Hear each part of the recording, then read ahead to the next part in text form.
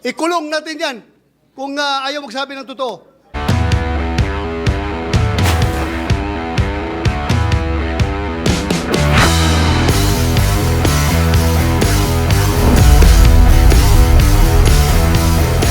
Maayong adlaw mga bay, rekta na tayo sa topic natin ngayon mga bay.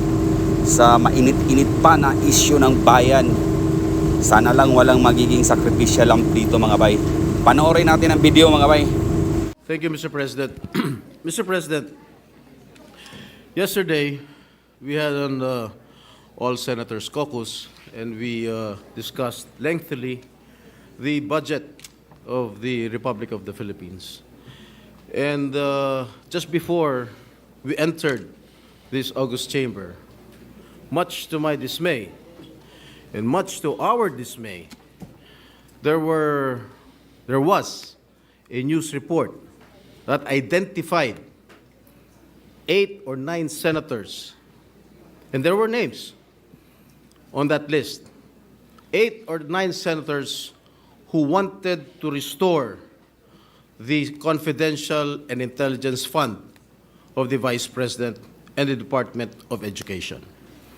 And I wish to tell the people of the Philippines that there was no votation that happened yesterday with regard to the intelligence fund of the Vice President and the Department of Education. In fact, we had an executive session.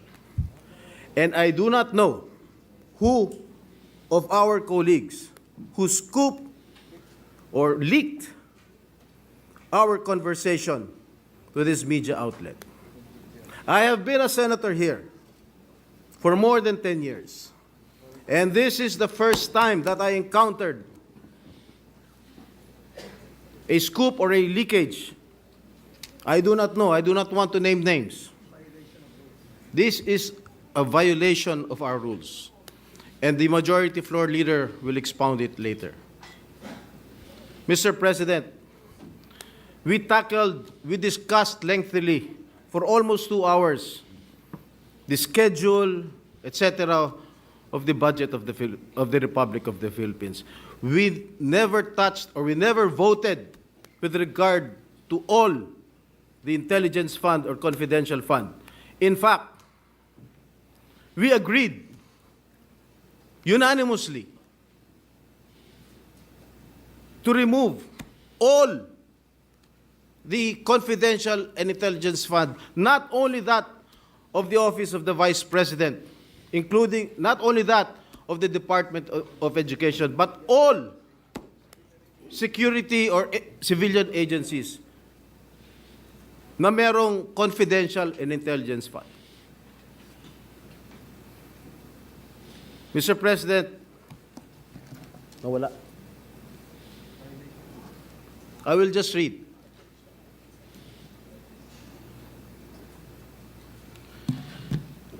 Sino mga pangalan? First on the list, Senator Robin Padilla, Christopher Bongo, Ramon Bong Revilla Jr., Ronald Bato de la Rosa, Jingo Estrada, Lito Lapid, Francis Tolentino, and Cynthia Villar. They are putting us in a bad light, and I condemn this.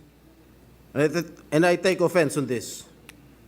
Nakalagay pa, Senator Pia Cayetano is said to be supportive of reinstating Duterte's confidential funds if she can justify the need for them. This is not true. And I hope Senator Pia Cayetano will agree with me. Yung mga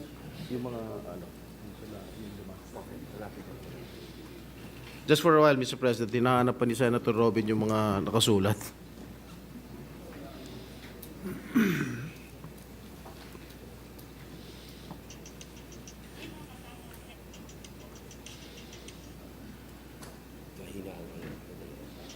Mahina raw yung wifi.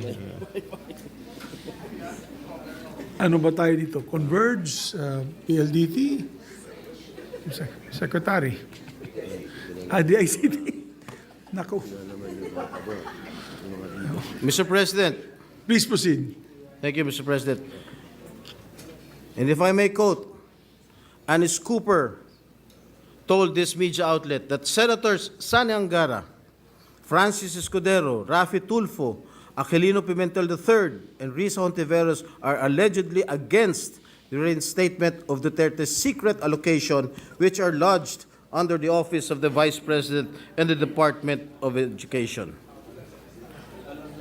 Mali-mali po itong report, Mr. President. And I think Senator Angara must not be included in this list. And among the offices, Duterte's allocation was part of the 1.2 billion in confidential funds that the House realigned to agencies focused on the West Philippine Sea. Mr. President, tumayo po ako dito dahil masamang-masama po ang loob ko. I really felt insulted. And I think my other colleagues here also felt the same way, Mr. President. And Mr. President, I stand before you and I want to make this recommendation, maybe to talk to this media outlet or to summon this media outlet and ask them who among us violated our rules, who among us leaked what transpired in our executive session yesterday. That's all, Mr. President. Thank you, Senator Jinggoy. Before I recognize the other members, may I just like to put on record, I too am very disappointed. I have been a senator for 4 plus 6, 10 plus 2, 12 years, and a member of Congress for 9 years. And when we say executive session, we are bound by rules of both the House of Representatives and when I was in the House of Representatives and rules of the Senate when I was elected as a senator. Before I recognize the majority floor leader on the repercussions of violating that rules, I would just like to put on record as well that we had a healthy discussion. There was no voting that took place. There was a healthy discussion on how we will treat this budget, particularly on the confidential and intelligence funds. It's not fair to say that one group was for this and one group was for that because in the end, tama po sinabi ni Senator Estrada, we were unanimous in the committee report that the good gentleman from Aurora will be presenting today. We are in full support of his committee report. Now, I am very alarmed. As a matter of fact, that's why we were late. I usually try to start at 3 p.m. We had a meeting with the leadership, Senator Joel Villanueva and Senator Lauren Legarda. We met because of the implications of leakages during executive session. The executive department and very sensitive agencies of government may no longer divulge information to the executive session if they know somebody might leak it. That's why I take this very strongly, and I make sure, and I told the majority floor leader that I even called up Senator Nancy Binay because she is the head of the Ethics Committee, that we have to send a very strong signal that this shall not happen again. So, Majority Floor Leader, Yes, Mr. President. Before I give my statement, Mr. President, which I actually agree with your manifestation and the statements made by our dear colleague Senator Jinggoy Estrada. Senator Chis Escudero is seeking the floor to clarify something, Mr. President. yes, Senator May Escudero I- is recognized. may Thank he you, be Mr. recognized? President. Mr. President, I agree 100% with what Senator Jinggoy Estrada said, that the account is not accurate and that is not what transpired in executive session. I hope, Senator Jinggoy, you and I will not be sanctioned for saying part of what happened, as you said, it was the unanimous consensus of the members of the Senate in executive session. So this is not the facts contained in the article, Mr. President, Your Honor, is not a leak. Chismis yun.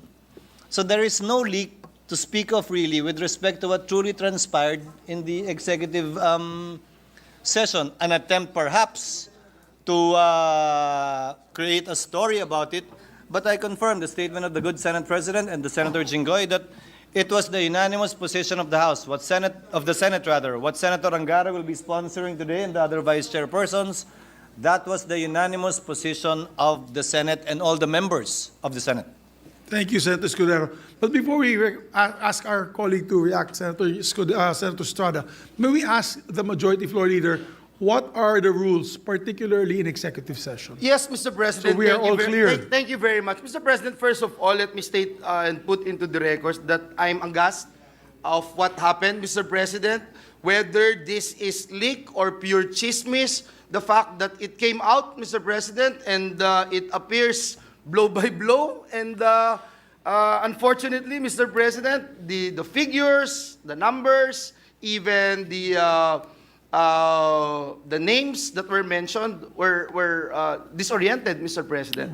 I would just like to put into the record of this chamber, Mr. President, what our rules say about executive session. Rule, what's this? Rule, on section 126 of our rules, Mr. President.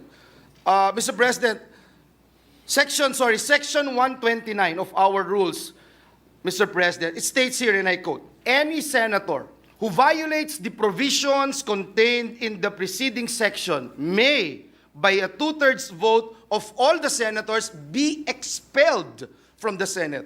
And if the violator is an official or employee of the Senate, he shall be dismissed. I like to put that on record, Mr. President, because at the end of the day, it's not just the leak or chismis that we're talking about here, and I agree with Senator Jinggoy Estrada being one of our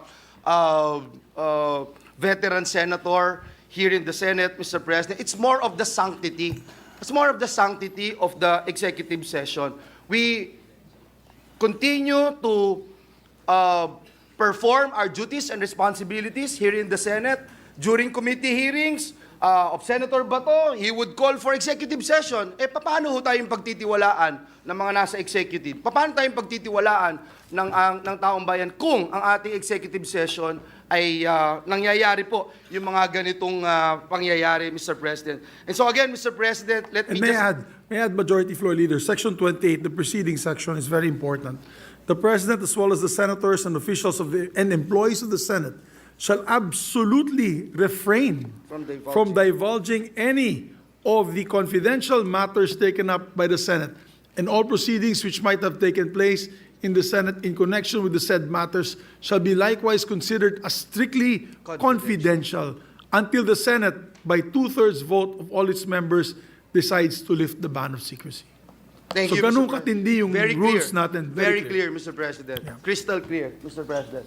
Mr. President, Senator Jinggoy is seeking the floor. Move that Yes, he be Senator recognized. Estrada. Thank you, Mr. President. I would like to associate myself with the comments made by the Majority Leader. Kahit chismis yan or gossip yan, walang problema sa akin yan. Ang problema, bakit o paano lumabas sa isang media outlet yung mga nag-transpire sa ating usapin kahapon. Yes. That is, for me, that is the most important thing. Thank you, Mr. President. Thank you very much. Senator, the Minority Floor Leader? Senator Bato de la Rosa is seeking the floor. Maybe we can Mr. give the President. Minority Floor Leader first, if you don't mind, Senator. Yes, De La Mr. Rosa. President. The Minority Leader, Mr. Thank you, President. Mr. President. Ako nga, ngayon ko lang po nabasa, disappointed nga ako sa report eh. Kasi, ang sabi doon na against ako sa restoration ng CF ng Office of the Vice President. Tama yun, pero kulang.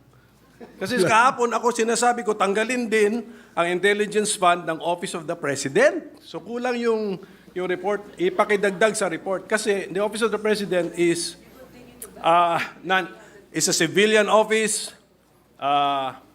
not an armed agency, and not a uniformed agency. So kulang po, pakidagdag na lang. You are not violating the rules because you're divulging your own position. Yes. So, yes, Senator Bato de la Rosa is recognized. Mr. President, it is very unfortunate that this kind of incident happened within our midst. Number one, Mr. President, it creates distrust from among us 24 senators. Ibig sabihin, the next time around that we are going to have our caucus or executive session, hindi na ako basta-basta magsasalita. baka mamaya meron na naman maglilik sa media. So pangit po, 24 lang tayo dito na senador at hindi pa natin mapagkatiwalaan ang isa't isa natin, Mr. President. Number 2, it tarnished the image of the Senate. 24 lang tayong hinalal ng buong Pilipinas at hindi pa natin mapagkatiwalaan ang isa sa atin na pwedeng nag-leak. If indeed, it was leaked by any member of the Senate. Kung ang nag-leak naman noon ay empleyado na nandoon sa loob, well, as a police officer, former police officer, Mr. President, I can vividly recall kung sinong nandoon sa loob. 2 staff ni Senator Angara.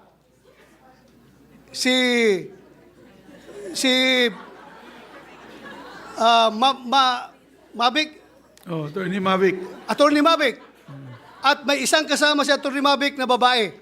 So 4 silang nalalaman ko na nandoon sa loob. Magprangkahan tayo dito. Dapat we have to made into account yung tao na responsable dito. Hindi lang na magsisente ng stern warning sa kanila, kundi the damage has been done. Lumabas na yung balita niya, nasira na kung sinong dapat masira, but I don't care kung masira ang reputasyon ko. Ang sa akin lang, ma-preserve yung ating reputasyon sa Senate. Hindi po maganda yung hindi tayo magkakatiwalaan dito. 24 lang tayo, Mr. President. And the waiter staff, huwag mo kalimutan yung mga staff sa likod. Yung mga waiter din, yung nandun din Isama sila. natin sa investigation Isama niya, natin Mr. sila. President. So what if the chamber wishes, I can ask Senator Nancy Binay, who is the chairperson of the Committee on Ethics, to look into this closely, if it is all right with the body. Yes, I support, Mr. President, I support the call of Senator Jingo Estrada that yung source nitong news na ito, if it is a politiscope, he has to be called before a hearing para malaman natin kung sinong source niya. At kung hindi siya magsabi ng totoo, I will be the first one to move for the citing in contempt of that media personnel, Mr. President. Ikulong natin yan kung ayaw magsabi ng totoo. Mr. President, this is not a laughing matter. This is serious. Filipino people are watching us right now. Sabihin nila, ganyan na pala Senado ngayon, hindi ba pagkatiwalaan? Sila lang nag-uusap, maglilik pa doon sa media.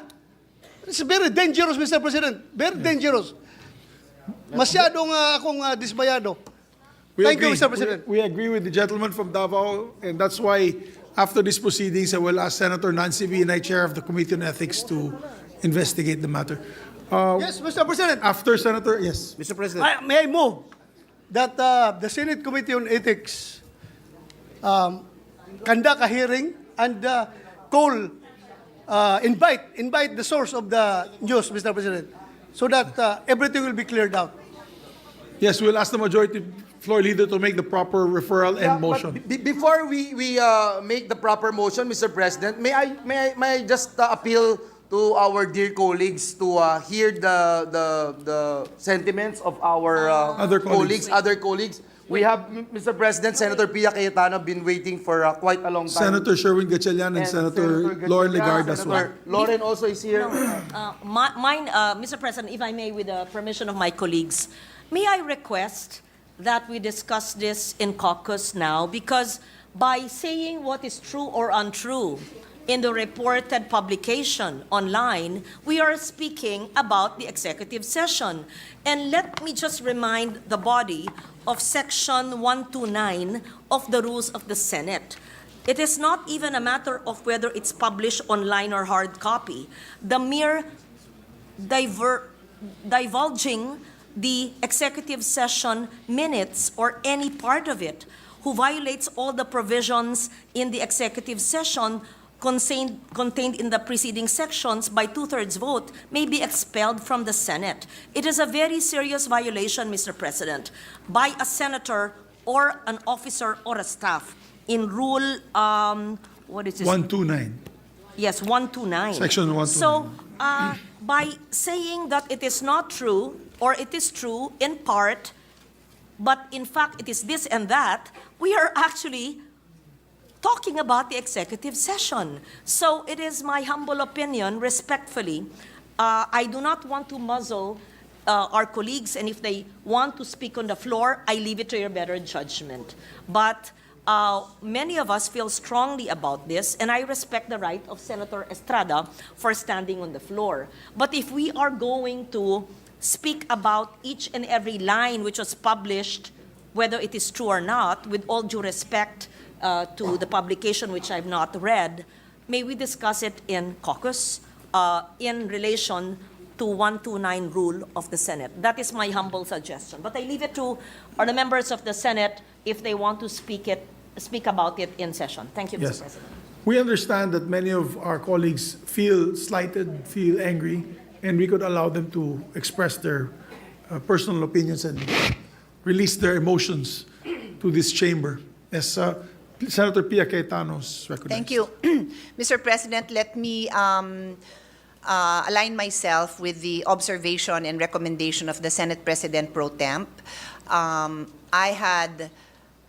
I did not stand, I did not raise my hand with the intention of clearing any statement I made. I did not even read that. I don't bother reading those kind of articles. I don't.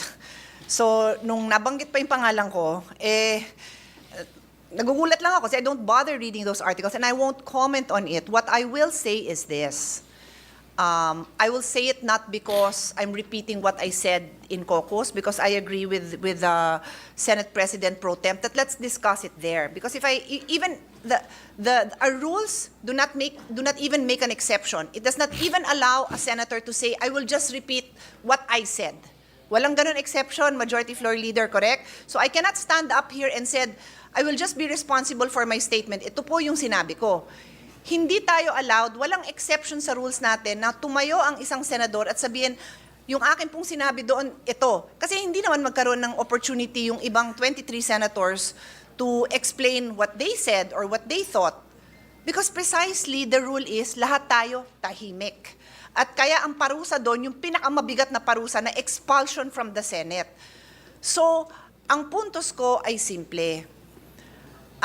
Chairman ako ng isang mahalagang committee na naghihiring ng budget na yan. DepEd, CHED, DOH, and attached agencies. So, on the issue of confidential funds, intelligence funds, or kung ano pa man, ako gusto ko, tanungin ng mga senador sa floor, yung mga tanong nila tungkol doon, para makapagdesisyon ang bawat senador kung ano ang tingin niyang nararapat na gawin sa mga pondong yan. Confidential, non-confidential, anything. So, yun yung gusto kong klase na diskusyon. So, kung nagkaroon tayo ng executive session na napag-usapan man ng ganon, hindi nga dapat lumalabas yun kasi nga, ang mga subcommittee chairman na katulad ko ay magre-recommend sa chairman na si Senator Angara kung ano dapat gawin sa mga pondong yon. Hindi ko naman didesisyonan mag-isa yon. Didesisyonan ko yon based on the debates. I would like to be educated properly based on the rules of the Senate. Gusto ko marinig yung posisyon ng Minority Floor Leader, ng Deputy Minority Floor Leader, ng Senate President, ng Senate President Pro Temp, ng mga baguhan na Senator. Gusto ko marinig lahat yon. Ano ang paniwala nyo tungkol dito sa mga iba-ibang pondo and what will we do about it?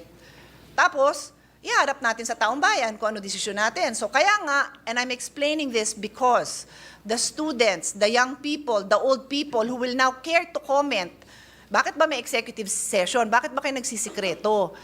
Wala naman kaming balak isikreto, ilalabas nga yun. Pero minsan may mga diskusyon na gusto natin marinig yung opinion ng bawat isa na walang titigil nung, kunyari gusto kong magtanong ng, it's a stupid question, pero tatanungin ko na, di ako mahihiya. Diba? Aminin natin, minsan nahihiya tayong magtanong dahil, kasi bago lang ako, di kaya kami executive session para lahat pwedeng maitanong, lahat pwedeng mailabas.